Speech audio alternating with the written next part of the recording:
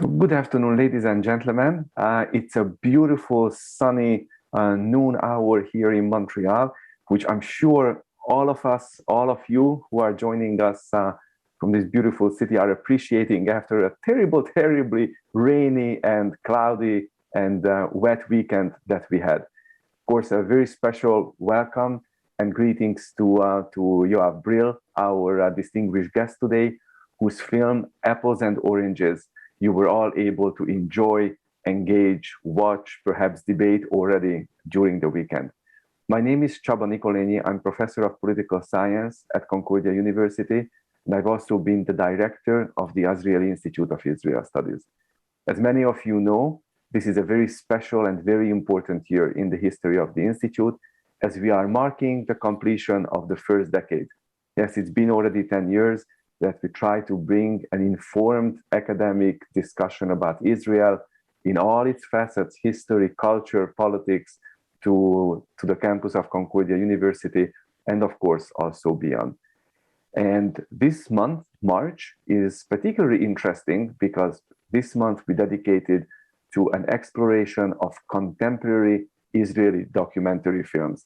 And it is in that context that we invited Yoav Brill for this conversation today. And of course, it is in that context that we were able to bring his film Apples and Oranges to your computer screens.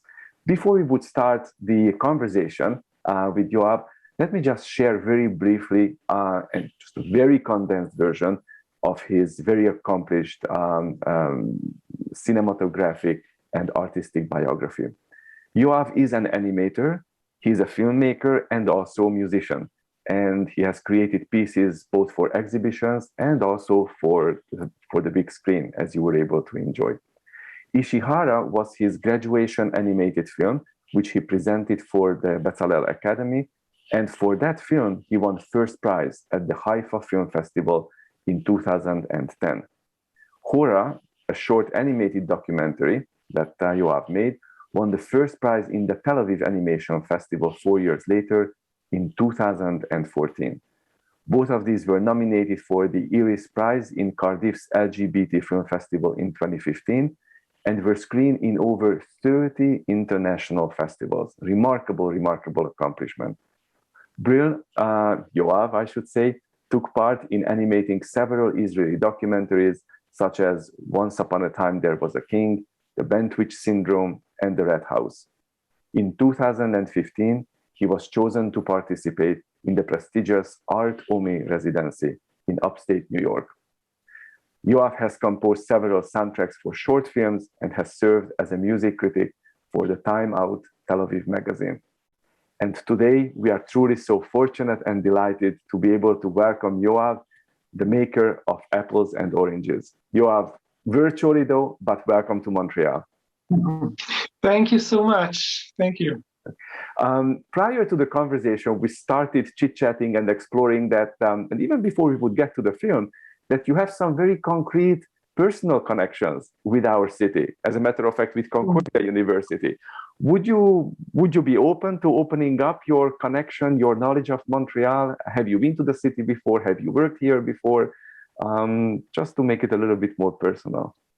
Yeah, well, as a matter of fact, I have family in Canada and cousins, and my mother's sister, she's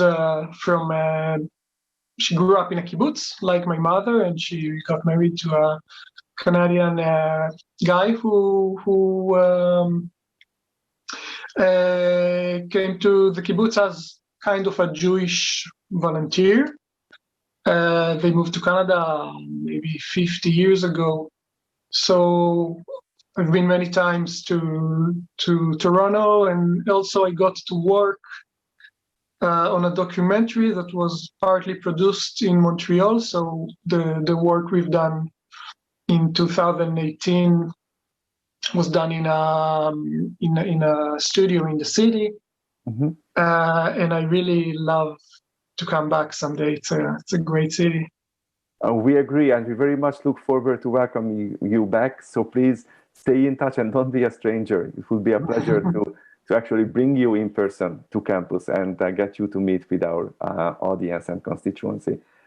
Yoav, apples and oranges is a fascinating piece of sociology, but it seems that knowing a little bit about your personal biography, there is a little bit of Yoav in it too. Is that true, or is it just a coincidence that you happen to have grown up in a kibbutz and you also make this very important long documentary about the kibbutz?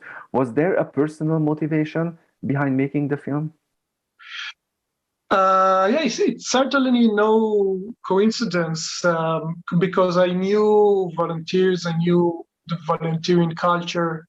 When I grew up, I was maybe too young to actually hang out with the volunteers, because in my kibbutz,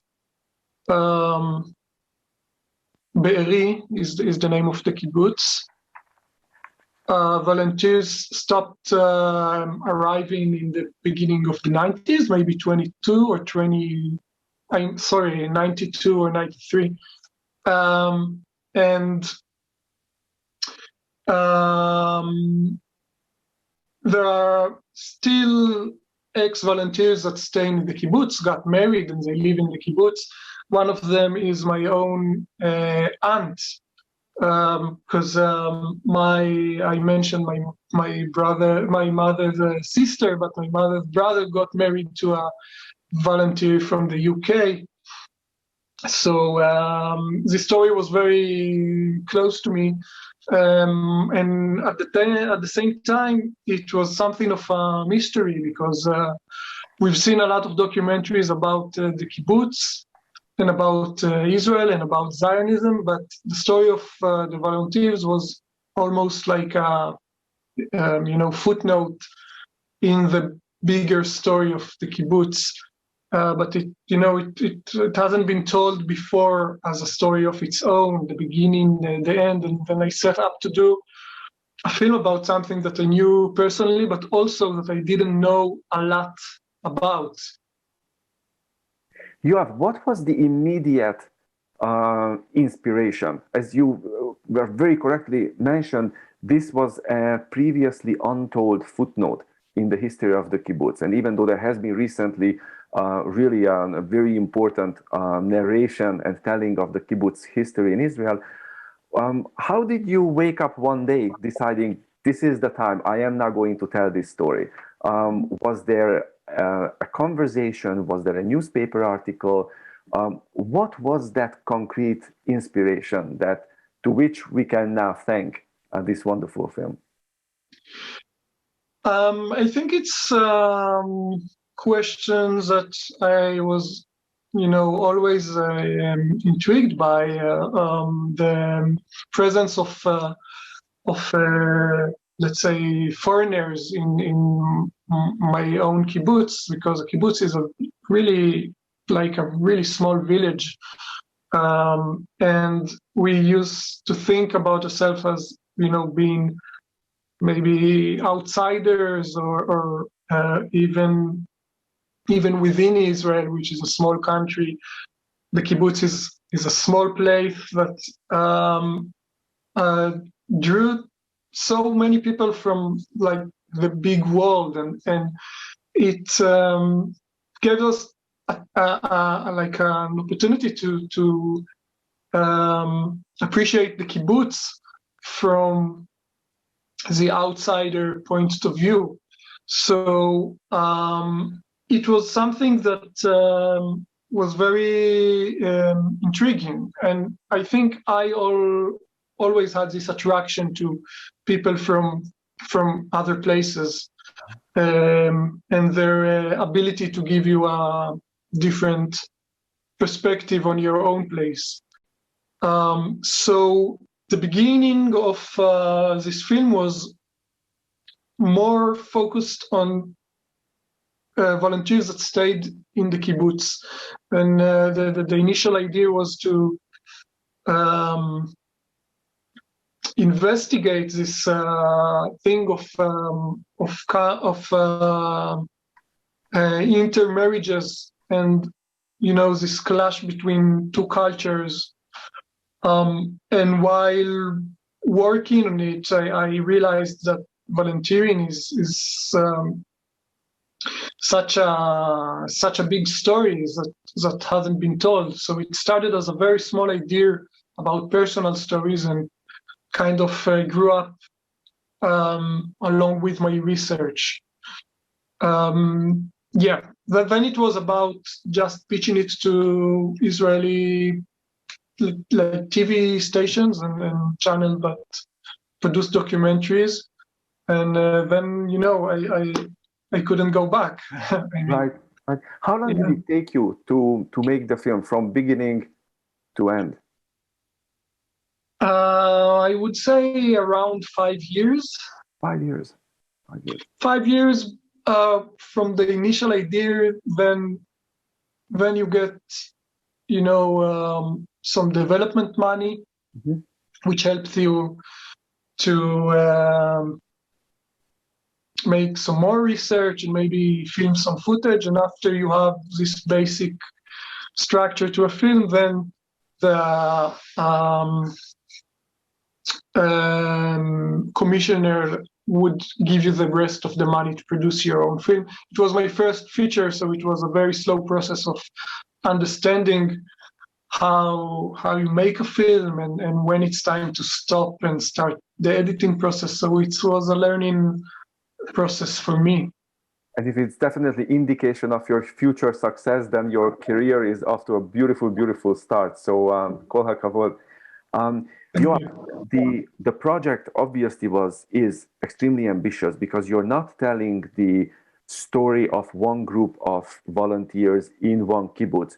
You're telling the story of thousands of volunteers from all over the world in the Israeli kibbutz movement. How did you find, how did you select, how did you even canvass, how did you go about recruiting the people you wanted to interview?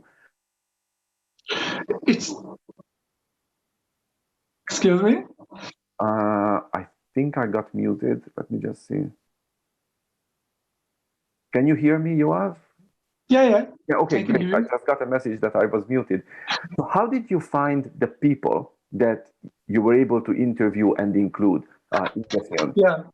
Because they potentially could come from, and they did come from all over the world.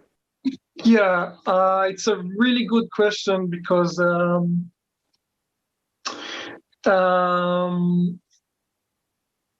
it was a mixture of just finding interesting characters which could bring something personal to the story, but I also knew that there's a historic narrative which I have to follow. And for example, the focus on the Swedish organization that is within the film, which was an important organization, but it was one of a few kibbutz volunteers organizations. There were ones in the UK and in Finland and in Norway. But I knew that in order to have a story with a beginning and an end, I have to find some event that would mark the end of volunteering, because volunteering didn't completely end. It just ended as this big movement, which was around 2001 when the Second Intifada really brought down numbers to the lowest peak. And the Scandinavian organizations that I followed, they had a date which they started operating, and then they had a year which they stopped operating, which really marked the end of something.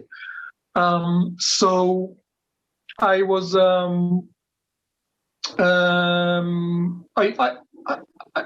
I also, people that were working in the organizations had a bigger perspective over the story, because if you have a volunteer that just came for 3 weeks or 3 months, then he got back and maybe it was the best time of his life, but it doesn't necessarily mean that he would have something to contribute to the story, which will give us, a wider perspective. And people who worked in the organization, and they got to see the numbers of volunteers going up and going down, and they had to face some obstacles along the way. They really had like a wider perspective. That's why I chose them. And then there were people who got involved with Israelis, and they got married and they had kids, and maybe they left, maybe they stayed, and they brought more of a personal connection to the story. But of course, when I interviewed everybody, they had a really strong personal connection. Even if they worked in an organization, it still started as something of a love story for them. So after bringing all those people, we had to start the slow process of editing and kind of find the narrative and the balance between personal stories and the bigger stories that you can learn, that is made from all those small narratives. So on that note, for a very personal reason, one of the favorite conversations, I think, in the movie to me was the one you had with Aviva Halamish, an Israeli professor of Israeli history, dear friend and colleague. She had actually been a visitor at our institute a few years ago, gave a fascinating research seminar about her new project at that point. And of course, the story that she is telling is, to put it, is a very interesting one, probably one of the more colorful stories in the entire film. Is there a conversation, is there a person that stands out for you as the most favorite conversation, the most favorite interviewee? Or this is something very difficult for the filmmaker, for the director to answer?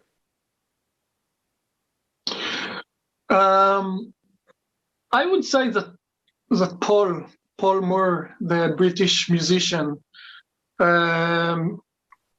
he was this guy that once you meet him, you're thinking, yeah, I can make a whole film just on this guy's story. It's both what he's been through, and the honesty that he brings when he's telling his stories. And I'm a very shy, I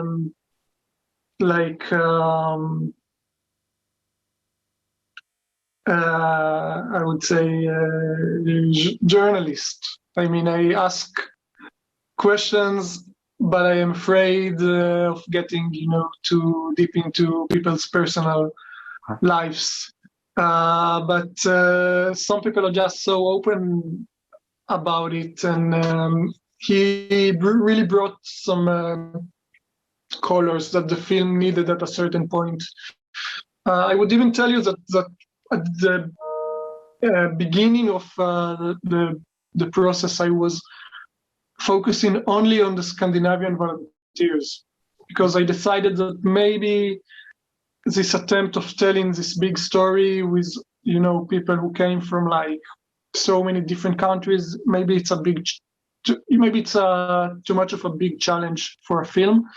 So I thought I would just take the Scandinavians as like a case study. And then I realized that, the Scandinavians, they have their own character, and they are maybe more restrict when they are facing the camera. And at the time, I already knew Paul, but because he was an Englishman, I decided, yeah, he's out of the story.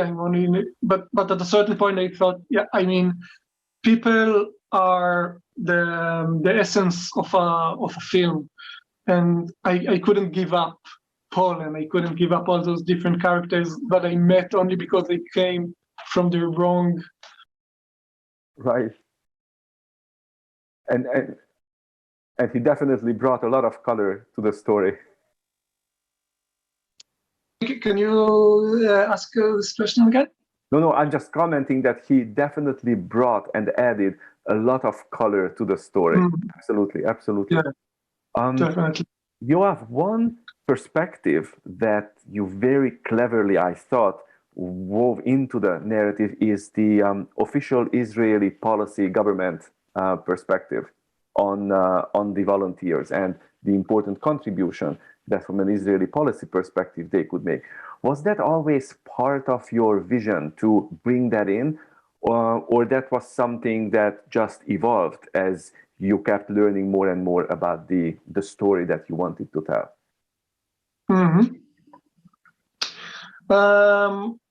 I think that from a very early stage, I realized that the story of volunteering is not just like a fun story, but it tells something bigger about Israel and about Israel's relationship with the West, with other countries.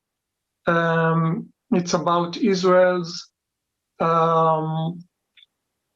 let's say, openness to other cultures and mostly to people who are not Jewish, because Israel is not always willing to invite people who are not Jewish to live in Israel. You know, we're probably even now facing this debate about how many Ukrainian refugees Israel could allow in.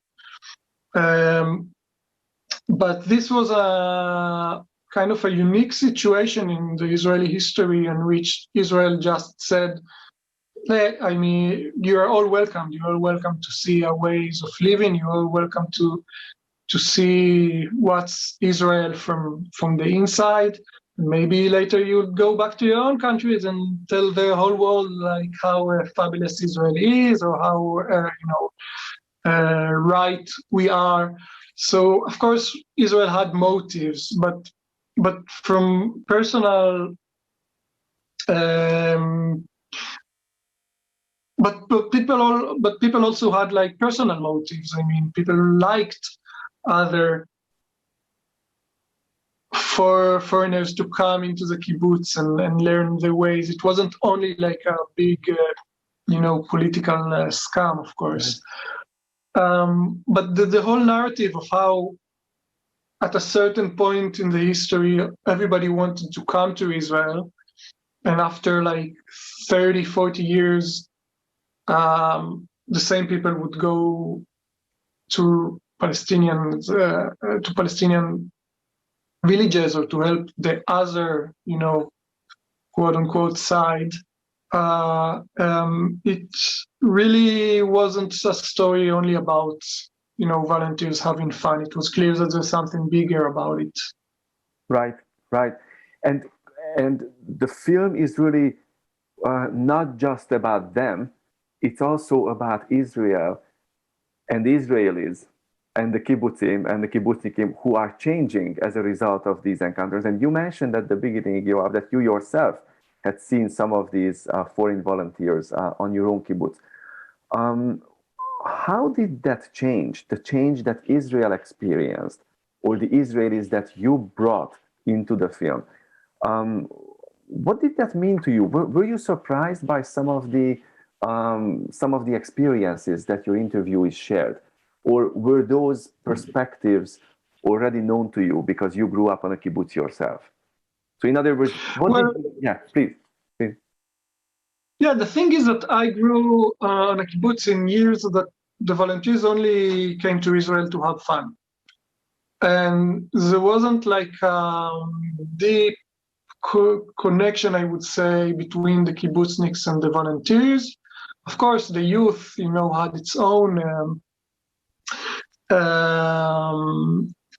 connections to the volunteers, like the younger generation. But all in all, volunteers in my kibbutz were mostly having fun and sometimes getting too drunk, so they weren't considered to be an integral part of the kibbutz, but some kind of a leftover from years before. But getting to know people who volunteered in the 60s and the 70s and hear how strong was their motivation when they came to Israel and how in love they were in the idea of the kibbutz. Sometimes they were, a lot more into socialism than the kibbutzniks themselves. And although the majority of them weren't Jewish, a lot of them were still almost Zionists. The Swedish volunteers, the Swedish organization wasn't a Jewish organization, but his love for Israel and for the communal life in the kibbutz was so strong that it really didn't matter. So that was something that was a big surprise for me, and I also thought that Israelis don't know enough about it. Israelis know about volunteers as being this just blonde bunch of people that were a colorful part of the kibbutz history, but they don't know how deep the connection was for some of them. So, Yoav, I would like to probe you a little bit more about the reception that the film has received. Of course, this is your first full-length documentary. I'm sure you were anxiously waiting for the reception that you were going to receive. So can you tell us a little bit about both the formal reception, the feedback that you received from your peers in the professional community, but I would also like to invite you to tell us about the more personal kinds of feedbacks that you may have received from members of your family, immediate, but also extended, those whom you grew up with on the kibbutz. Did you get phone calls? Did you get emails from the kibbutz where you grew up, people sharing their views about the film with you? And also tell us about how Israel, the Israeli public and the professional community reacted to your film. Mm-hmm. Well, all in all, the reaction was very good. It's only now that we've started screening the film abroad, and that's interesting because I knew from the very start that I have to make this film for people in Israel. After all, it was commissioned by an Israeli TV station, and Israelis know about the volunteers something. So you don't have to explain to the Israelis about the kibbutz, but they do want to know about the volunteers. And at the same time, I was wearing a different hat, like making this film for a foreign audience. So if we now screen the film in the US, for example, like I've done a week ago in the Santa Barbara Film Festival, I get to screen it to people who don't know a lot about the kibbutz, and maybe they don't know a lot about the volunteers, and they too have to understand the story, and they too have to understand the both points of views. So it was a complicated thing to decide, which thing you need to explain and which things are, understood by everybody. What I find funny is how people react to other parts of the film in different countries. Like there is a scene towards the end of the film when Paul is talking about his ukulele orchestra. That he started a ukulele orchestra for both Jewish and Palestinian kids, and in both screenings in the U.S., people really laughed when they heard about the ukulele orchestra. I don't know if it's because it's like such an American thing, a ukulele orchestra, and they were surprised to see it in Israel, but. You do find that the point of view of people of the story and what they know really changes what they feel about it. That's the interesting reactions I get. I also got some not negative reactions, but I also got some people saying that they didn't find themselves represented in the story.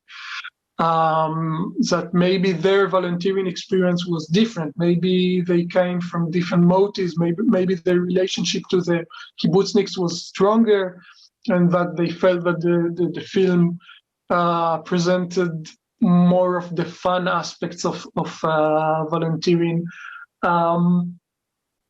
Of course, you can't like represent everybody in a 80-minute documentary that's supposed to capture like 40 years of history, especially when you had people coming from so many different places and having different experiences.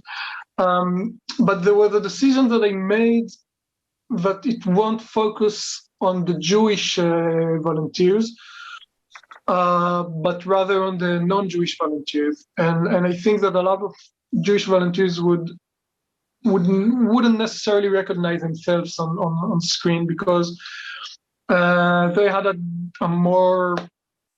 had sometimes a different stories. They would go to the ulpans and they would study Hebrew, and maybe their connection to Israel and to their Israeli family made their experience a bit different. So maybe if I could make a series about volunteering and have like 5 episodes, they could capture all their experiences. Nice. Yeah, but all in all, the reactions were really good. So. And I'm happy. Not surprised why. This is wonderful. Yoav, at this point, I would like to turn the discussion over to the audience and you. And of course, I'm going to try to moderate it as effectively as I can. We do have a number of questions, some longer, some shorter, that have come in. So let me read them one at a time. There are also a couple of comments, and maybe I would try to leave the comments to after the questions. The first question is very pointed. The first couple of questions, Meshulam would like to know if your own aunt is in the film. The aunt. My own personality? No, your aunt. The aunt you mentioned at the beginning of the conversation. Ah, my aunt. Yeah. No, she's not in the film. You know, I could interview volunteers from my kibbutz, and I did interview them as part of the research.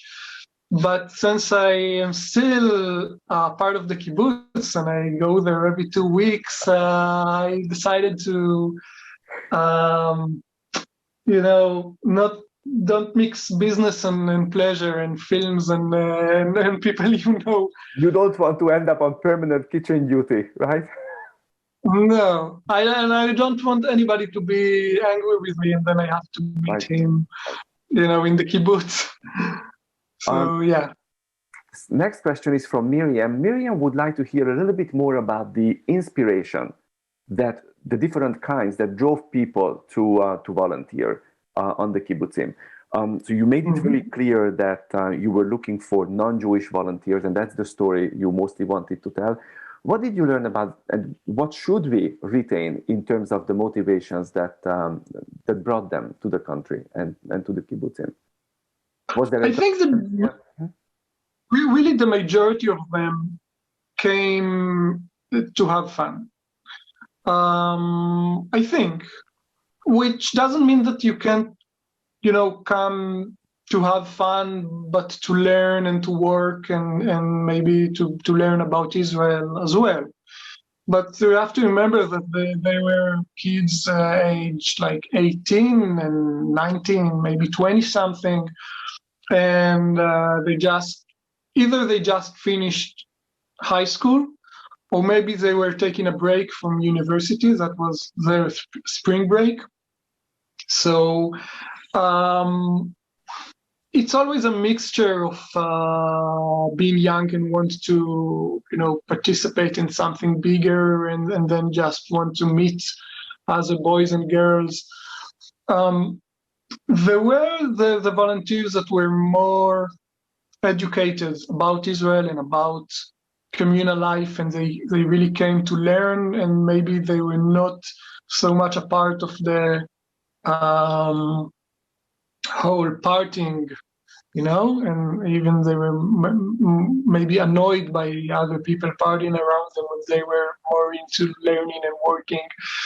And of course, it changed over the years. I mean, the people who came in '67 really had this passion to Israel and to help Israel. And then the people who came, '87, they were mostly about a cheap vacation in kind of in a pretty safe place. For some of them, it was just a stopping point on the way to India or something. Then they could just work for a bit, earn some money, not worrying too much, and then just go on, to another country. So you really had all the motives you could think of. Thank you.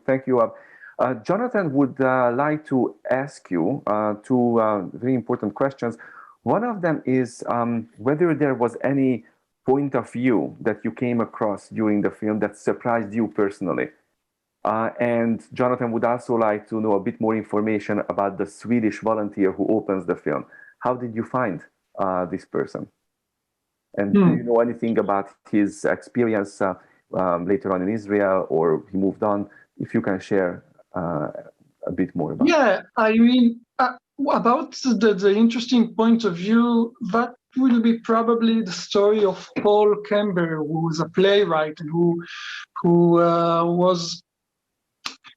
He spent a very short time in the kibbutz. I'm not sure, a few weeks, but he took this experience and he turned it into a play, which probably, writing the play probably took him much longer time than actually being on the kibbutz. And that turned into a career. That was his first play, and then he turned into a playwright. So that was a point of view that I really wanted to include in the story, because he turned the experience into art and he into fiction, and he was using the kibbutz and the kibbutz experience to explore other parts of his life.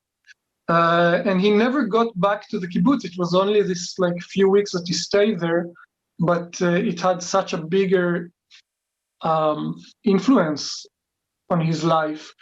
And the funny thing is that because his play that was written in 1980, it was turned into a film, and I knew the film. I thought about... I was thinking who wrote this film, who's the screenwriter. He probably stayed in the kibbutz, and he would probably be a good interviewee, since he wrote a whole play about the kibbutz. And then I was just Googling his name, and I discovered really by accident that because it was the 40th year anniversary of the play, of the original play, that they're gonna have a new production of the play, marking the 40 years anniversary in 3 months. Right. So it was kind of a coincidence, and I thought, wow, they're gonna have this play, running again. We have to go to England and maybe,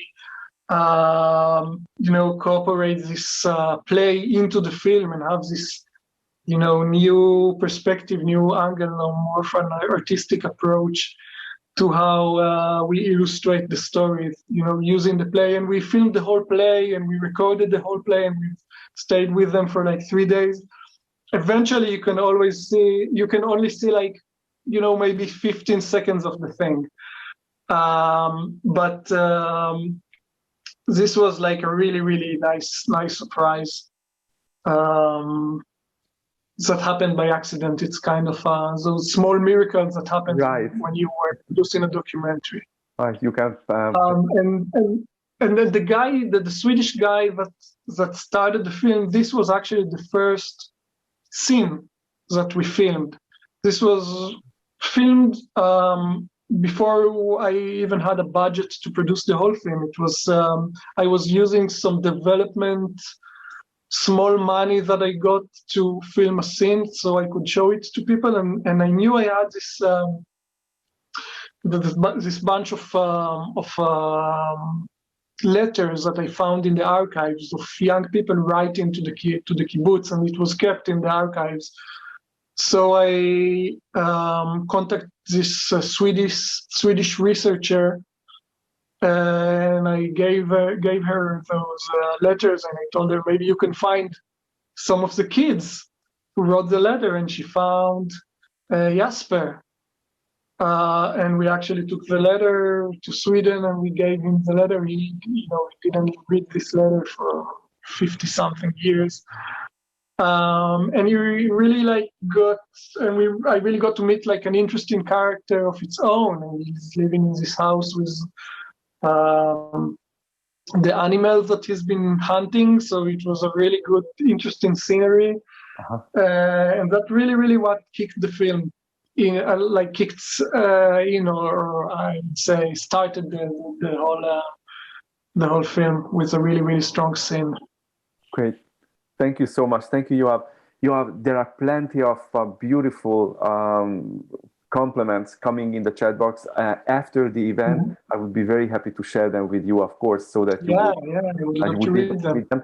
But there is something very interesting. A number of our viewers would actually like to tell you directly over Zoom here and now, reacting from their own personal experiences. We have a number of former volunteers on Kibbutzim. So with your permission, let me just invite them, those viewers who indicated that they would like to speak to you openly, to come up to the microphone, I would say, if we were in an actual lecture hall. So Corey, please help me invite first Albert. Albert, if you're still with us, Albert Hershkovich, please. Yeah, I'm right here, Csaba. Great, Albert, welcome. So please tell us what you had in mind. First of all, let me tell you, Yoav, that it was an excellent film that I enjoyed very much, and more so because I identified with it. I was one of those volunteers from Canada, and I offered to volunteer my time after the Six-Day War, and it took a few months for the Consulate of Israel to allow me to go to Israel, and that only happened in 1968. And they asked me what I wanted to do. I said, I'm willing to do anything you want me to do. So it was more of a Zionistic ideal than to go and have fun and to play. I just wanted to go and help Israel. But interestingly enough, they said, would you like to be on a kibbutz? We have a group of young Canadians going to work in Israel. Would you like to join them? And I said, of course. Would you care? Would you have any preference for any kibbutz? And I think at the time, if I remember correctly, there was something like 270 kibbutzim. And they asked me if I had any preference for any kibbutz. And I said, no, wherever you put me would be fine. It was a stroke of luck. Believe it or not, I was put in kibbutz Sde Boker. Sde Boker, and who was my next door neighbor? David Ben-Gurion, the prime minister, who had just retired there. And my shack, the shacks that you show in the movie, I had exactly the same kind of wooden shack, was 20 feet away from his house, also another shack, you might say, which today, by the way, is a museum. Yeah. So I got to know David Ben-Gurion very, very well. We would have meetings with him. I was invited to his living room to have chats with him. And every day, David Ben-Gurion would go out for a walk at 4 o'clock in the afternoon. And his security detail was one soldier, only one soldier. In those days, security was not the same problem as we have today. And a couple of times he invited me to walk with him along. We would go in the desert and have talks. I had some amazing discussions with Ben-Gurion. And it was really the highlight of my Israeli experience, because I volunteered in Israel many times after that, through Israel and all that. But being with Ben-Gurion on the same kibbutz for 2 months was an amazing experience. And he had told me the story of the kibbutz and how it was formed with 10 camels, one of the camels being half blind with one eye. And the specialty of the kibbutz was speeches, afarsukim. And I worked like a dog, going on the trees and picking fruit. And for breakfast, lunch, and supper, we had peaches for all these meals. There was always peaches on the table, so much so that for years after, I couldn't eat a peach. I couldn't even look at a peach anymore. And when they put me in the packing house at some point to work at the packing house, there were crates of peaches big like an orange. That's how big the peaches were. And they were grown in the desert. And these peaches were only for export. And we would put them in crates like eggs, like a box of eggs. That's how we used to pack them. And to me, this was an amazing experience because here we were growing peaches as big as oranges and shipped them off to Europe for export. I don't think at that time the Israelis were able to afford eating these peaches. It was like they needed the money to come in from abroad. And after a couple of weeks, I was adopted in the kibbutz just like you mentioned, I was adopted by the leader of the kibbutz, Rafi and Nava. And they invited me they adopted me pretty much. And I was invited to the house anytime I wanted. Of course, it was an open door policy. I could go in there, and television was just starting in Israel in those days, if I remember right. And they had a TV set. It was the only TV set in the entire kibbutz. And I would go to their house and watch some TV and have some meals with them, and then go back to my shack. And there was always a box of peaches there whenever I needed a snack. So the fact that I met Ben Gurion on that kibbutz and the experience that I shared with him, I think it's a movie in itself, if I could say that. Story. Yeah, that's incredible.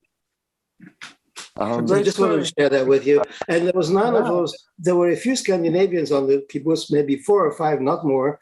But we really didn't have much to do with them. I was with a group of Canadians, and we stuck to ourselves. And we had none of that crazy time, drugs and sex and whatnot. It was just work and eating and going to the pool. Because we finished work, we started work at 4 o'clock in the morning, and we finished work at 10. And again, going to work was on the agalot, on the tractor with the flatbed. And then we worked till 10 o'clock, and then we went to the pool after that. And this was the kind of life we had. Plenty of material for the series of different kibbutz experiences that Yoav mentioned. Sure, that's great. Albert, I don't want to shut you down, but there are 3 other people lining up behind the microphone, so to speak. I'm done. I just wanted to share that with you. Beautiful. And thank you. We Thank you. visit Zdeboker with the Concordia students, but every year before COVID. Next time we go, I am going to quote you with your permission. This is remarkable. So I went back to the kibbutz, by the way, and I visited the museum today. Beautiful. So I'm done. Thank you. We have Edna. So Corey, just please help me offer the microphone, so to speak, to Edna, who would like to talk to Yoav also. Edna, if you're still with us. Please. Yes, of course. Great. Welcome back. First of all, thank you. Thanks so much for taking me back that many years. Went to visit my friends in the kibbutz, and they had volunteers, I think from Holland or one of those places, in the Netherlands, something. And I must say, the young generation in the kibbutz really embraced them, really tried to bring them in. Well, it didn't work for very long because they started really with drinking, and drugs, of course, came along, and they felt that they came to have a really good time, and they really needed their help. They really needed, and they built special, I don't know if it was shacks, but they really built them a special, a beautiful environment, gave them all what they needed, to really feel at home and be part of the kibbutz. It just didn't work out. And at the end, they lost 2 members of the kibbutz to the volunteers who left them at the end. And it was really a very sad story, and they never wanted to have them again.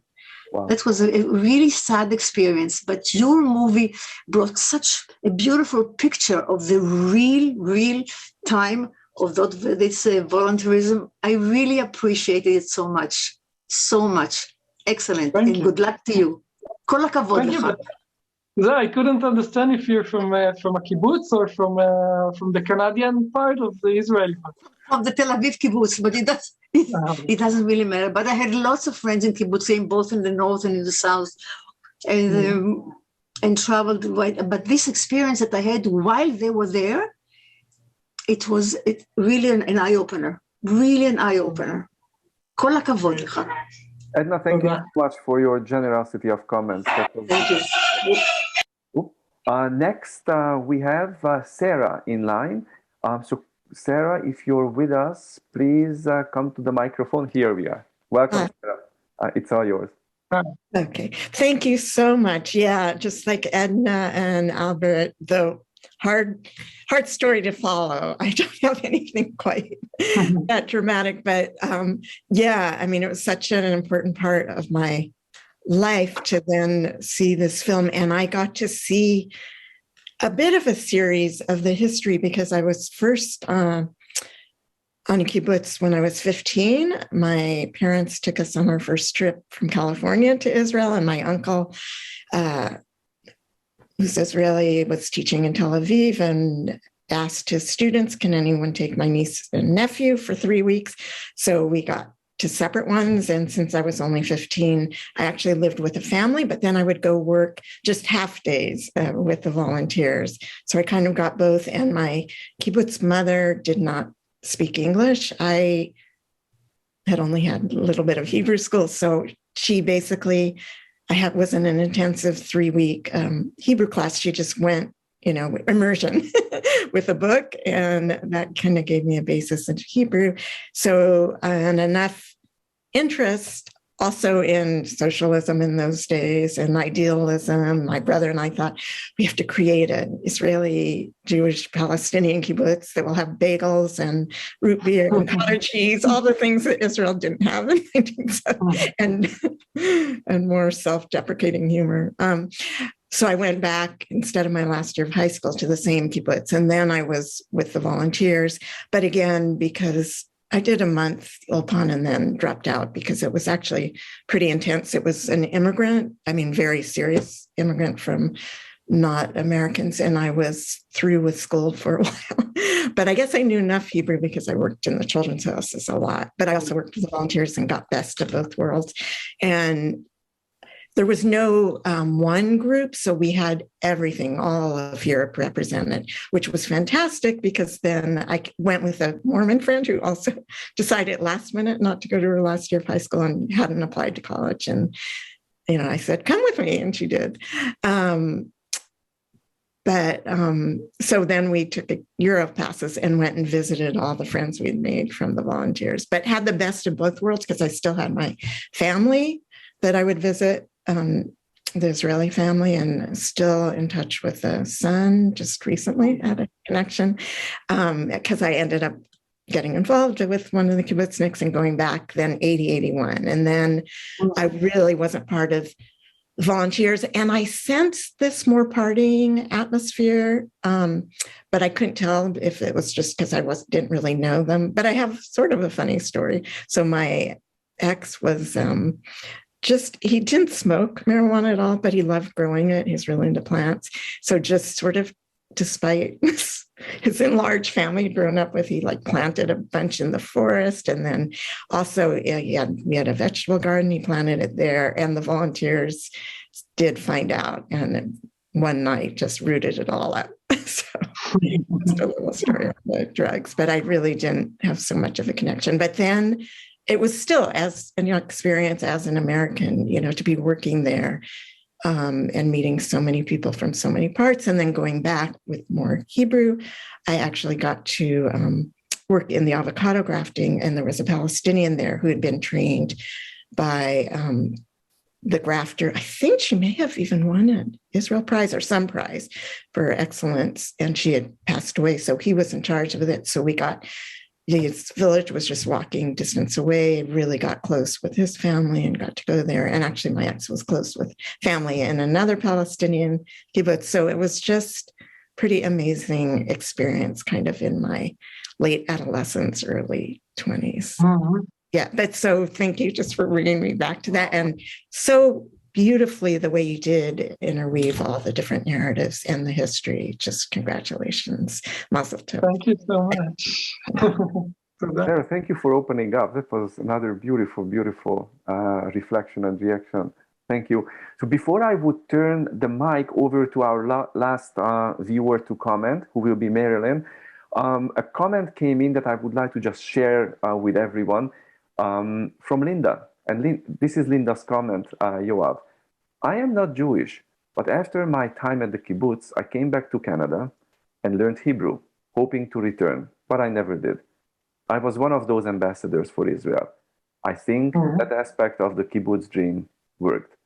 It's a different perspective that I really wanted you and everyone else also to hear.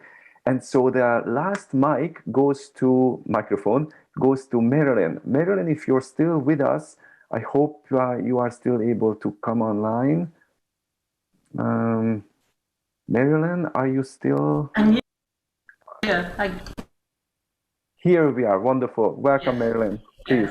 Yeah, I want to say that this film transported me back more than 50 years. I'm old now, but it made me relive the experience of being in Israel. It was quite astounding in that way. Because most things I've already forgotten in life. But I was on a kibbutz in '67. I had wandered there, one of the lost set from Europe, and the war started. And I said, I'm not going away, I'm staying here. I love the idea of kibbutz. I had read all about Borychev's triangle. I was into socialism, and I thought it was all wonderful. But my experience, my kibbutz was not a friendly kibbutz at all. We didn't get a kibbutz family. The people didn't want us to come into the Maison à Talbot. You weren't allowed to go. You were not allowed to go. We were more or less, as foreigners, apparently an American girl had carried off a young man of the kibbutz, and kibbutz and the outsiders were not welcome. And it's true, the outsiders, all they wanted to do was party and party, because the first word I learned was misiba, party. That was the call on the door every day.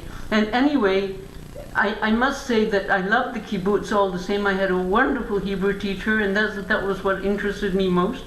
And I managed to change my status to that of volunteer, and then I got wonderful treatment by Israel. They sent me to the university. They said, you can go to the university in Jerusalem. I mean, who gets that? Israel gave me so very, very much as a volunteer, which I wasn't when I originally came. I was just coming to learn Hebrew and live in a kibbutz, that I always remain extremely grateful for what Israel gave me. Yeah. And it's true, and another thing that's true is that a lot of the young people who were drifting to Israel in the 60s had a lot of problems, and I would include myself. They were people who had not found their path.